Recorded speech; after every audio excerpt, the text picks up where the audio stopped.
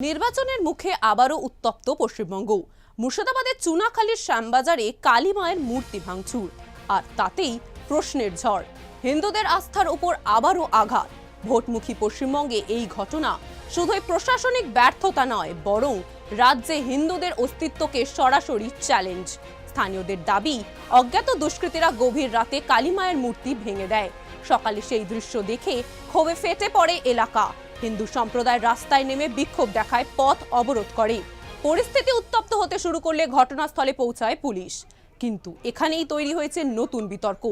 অভিযোগ, পরিস্থিতি শান্ত করার নামে পুলিশ নাকি মূর্তি সরিয়ে জোর করে বিসর্জনের চেষ্টা করে। প্রশ্ন উঠছে, এটা কি সত্যি শান্তি রক্ষার পদক্ষেপ, নাকি প্রমাণ লোপাটের চেষ্টা? নির্বাচনের ঠিক আগে এমন সংবেদনশীল ঘটনা সামনে আসায় রাজনৈতিক উত্তাপ আরও বেড়েছে।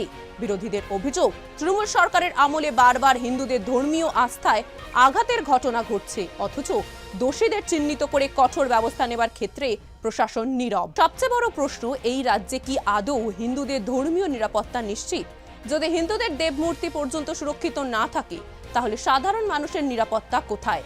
এখন নজর, তৃণমূল কংগ্রেস সরকার ও মমতা ব্যানার্জি কি এই ঘটনার সঠিক তদন্ত করে দোষীদের শাস্তি দেবে, নাকি নির্বাচনের উত্তাপে এই ঘটনাও চাপা পড়ে যাবে তৃণমূল সরকারের রাজনীতির আড়ালে?